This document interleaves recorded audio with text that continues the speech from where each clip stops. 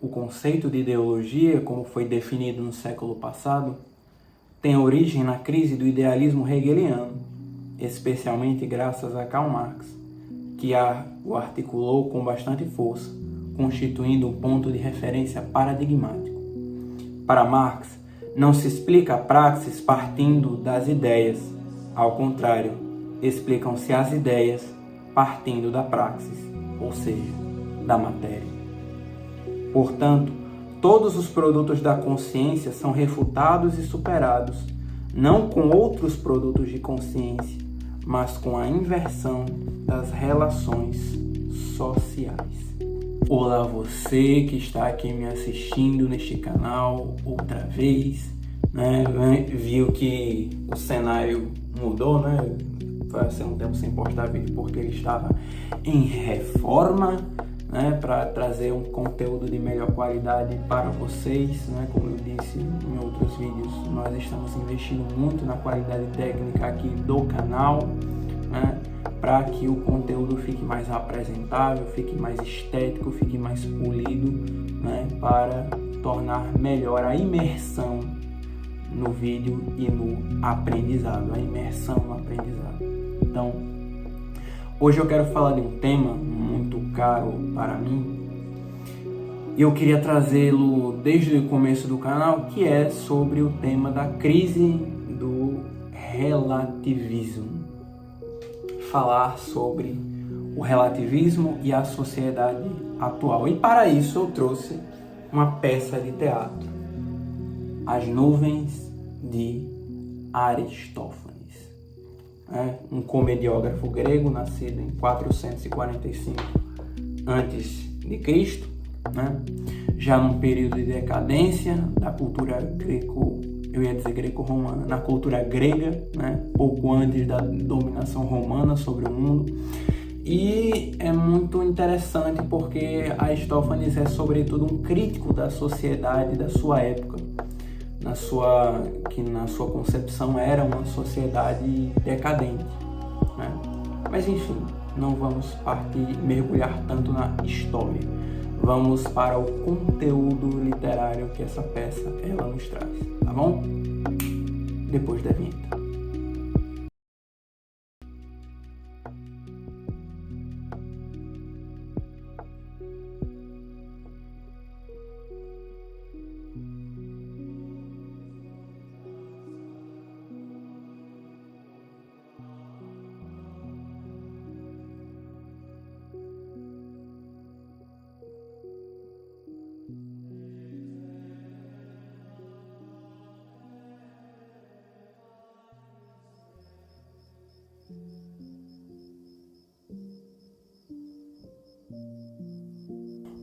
Antes de nós começarmos a falar desse tema, é salutar, né, nós entendermos o que é o relativismo, né? Para isso eu trouxe outro livro aqui, que é o livro O Saber dos Antigos, está um pouco manchado aqui de tinta branca da parede, né? Foi manchado durante uma reforma, de Giovanni Reale, né? No seu capítulo 2 sobre o ideologismo, né? Onde ele coloca aqui em contraposição duas frases, uma de Nietzsche, outra de Sócrates, onde Nietzsche diz que a mentira é poder e Sócrates diz a verdade jamais é refutada, no diálogo do Gorgias, no diálogo platônico Gorgias. Vamos entender primeiramente o que é o relativismo na sociedade de hoje. Sem dúvidas, alguns de vocês já ouviram aquela frase de que política, futebol e religião não se discutem. Por quê? Porque se nós discutirmos esses três tópicos, são tópicos sensíveis que correm o risco de ferir a integridade do outro, corre o risco de perturbar a paz de uma sociedade e por causa disso nós não vamos tocar nesses temas um tanto quanto polêmicos. Apesar de eu concordar que futebol não se discute, né, até porque eu nem gosto de futebol, eu também não posso concordar com os outros dois, política e religião. Eu acho que se discute sim política e religião, e principalmente religião, porque é uma loucura, gente, é uma loucura você dizer que nós não podemos discutir aquilo que diz respeito à salvação da nossa alma, ao destino final do ser humano, né, no mundo, ao destino final do ser humano nessa existência. É uma loucura ignorar isso, né? Nós devemos discutir, sobretudo, as coisas úteis e salutares ao nosso espírito. E o que é mais salutar ao espírito do que a religião? Isso se você for um teísta, né? Se você for um ateu, aí o debate é outro.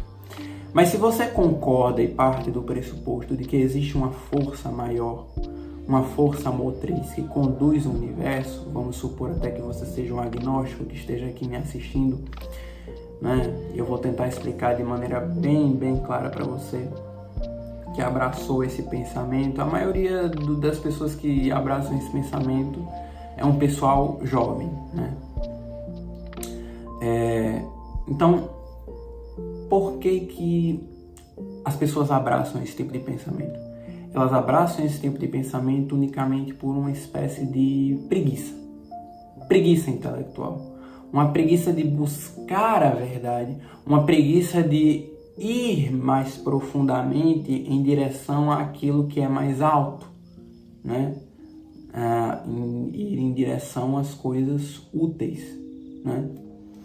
Tem uma frase aqui, outra, do Aristóteles, deixe-me procurar, também no capítulo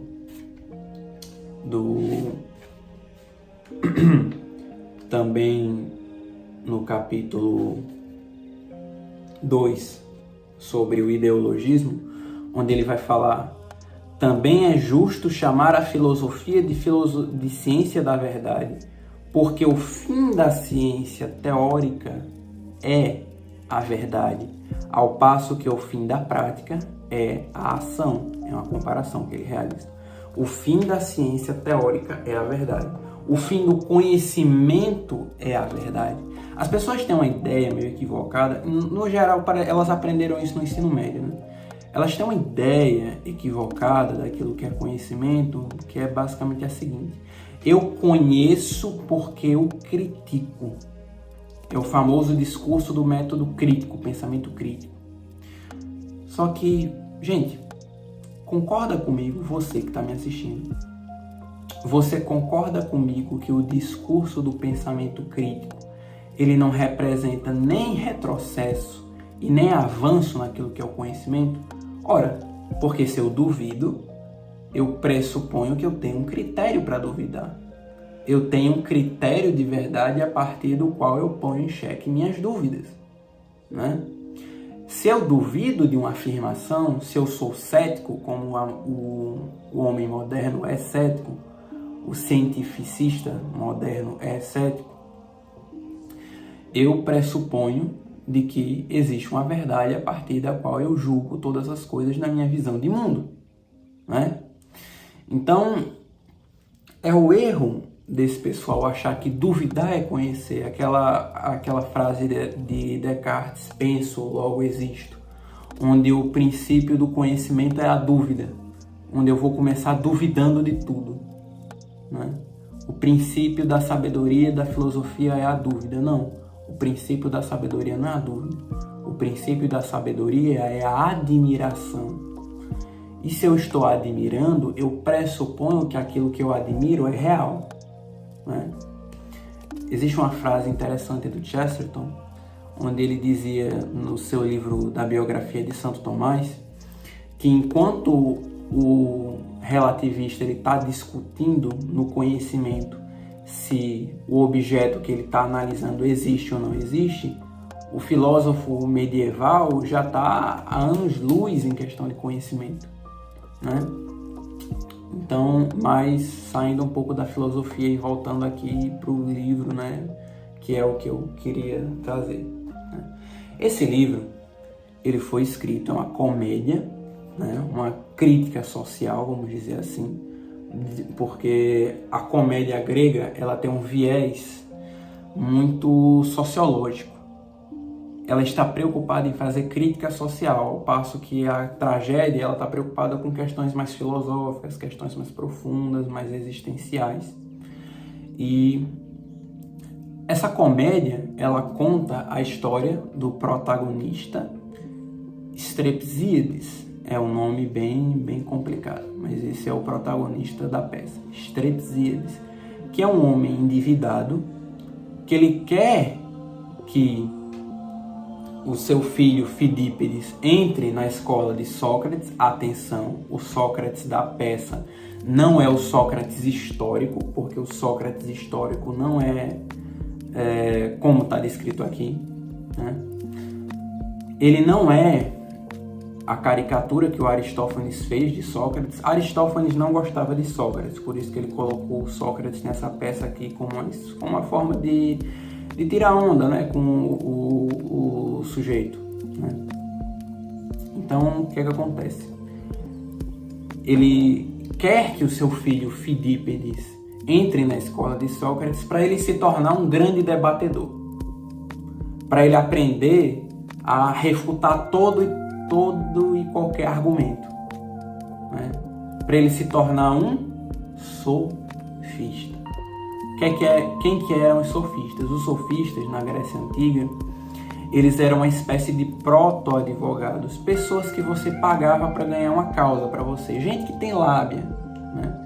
Gente que estava muito mais preocupada em ganhar discussões, em ter uma reputação boa, uma reputação de sábio, do que em realmente buscar a sabedoria. Entende?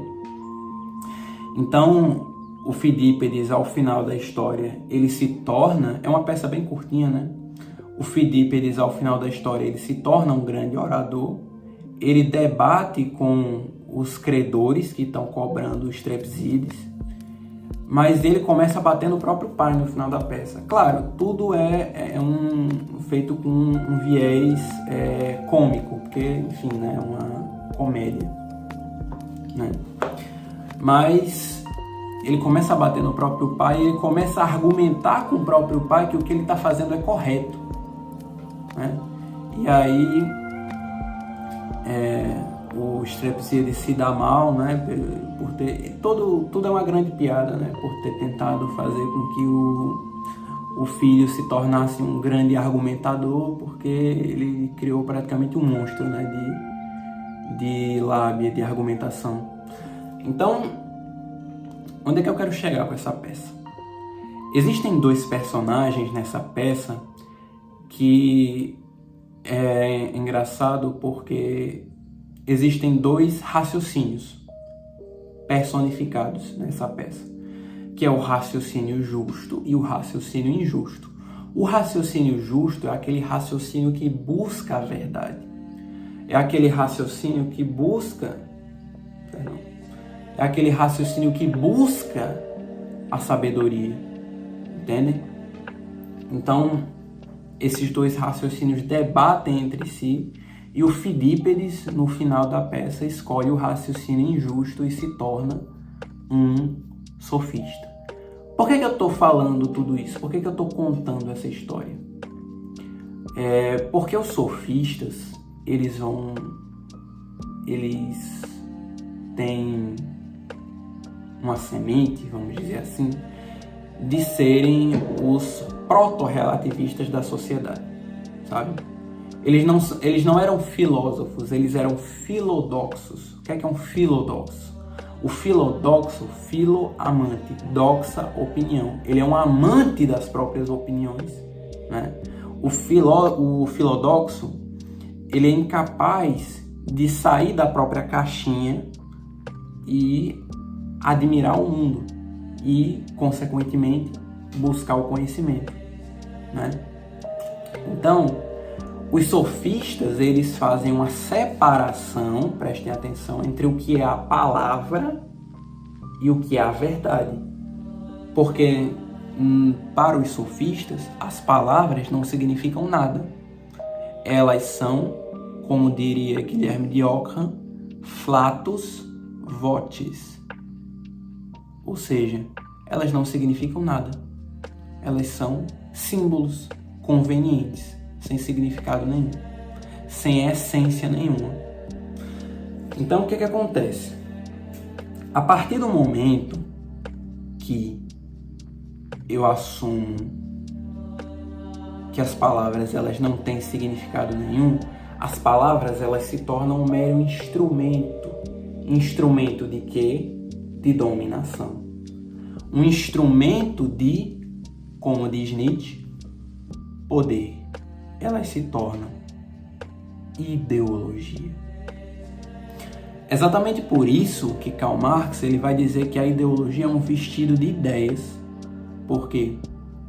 Porque a ideologia ela é um discurso, como diria Michel Foucault, e todo discurso, como diz Michel Foucault, ele visa o poder de um partido, né? Então, seja o discurso religioso, o discurso científico, o discurso, enfim, todo e qualquer discurso, a praxis visa uma finalidade política, né? Então, o que acontece, pessoal? Acontece que, estando assim criadas as ideologias, como diz Gorgias, a ideologia ela é um discurso que visa legitimar, segundo Karl Marx, a ideologia é um discurso que visa legitimar as ações de um partido, sejam elas morais ou imorais, né? Na maioria das vezes serão ações imorais, como foram as próprias ações do Partido Comunista no século XX, né? Em nome de um mundo melhor, em nome de uma causa, em nome de um futuro, enfim, basicamente isto. Então, segundo o que Gorgias vai dizer, Gorgias é um sofista do tempo de Sócrates. O que Gorgias vai dizer é que a palavra ela traz em si um poder de dominação, poder de dominar os reis, né? E esse é o germe da ideologia moderna. O germe da ideologia moderna está entre a separação da palavra da coisa. Entendem?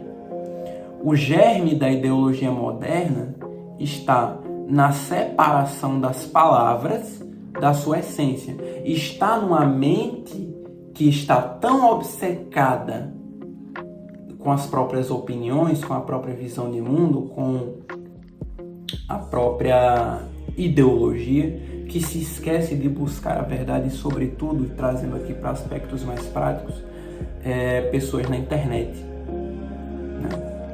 Pessoas que estão mais preocupadas, principalmente em redes sociais, em agradar o seu grupelho, em agradar a sua patota, gregos e troianos, em agradá-los e não buscar a verdade, não buscar a sabedoria, coisa que só pode ser buscada na solidão, não na coletividade, né?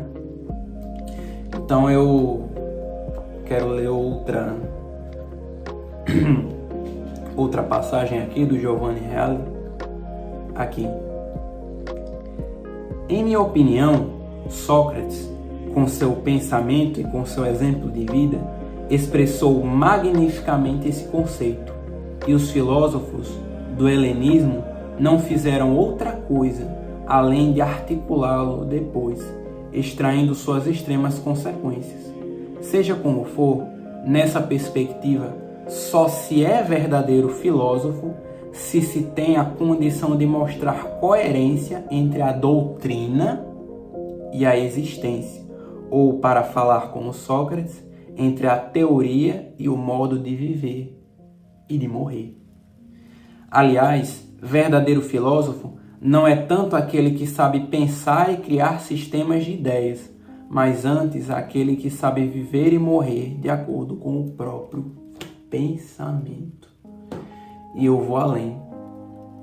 O Olavo de Carvalho, no seu livro Filosofia e o seu Inverso, vai sustentar essa mesma ideia no iniciozinho do livro.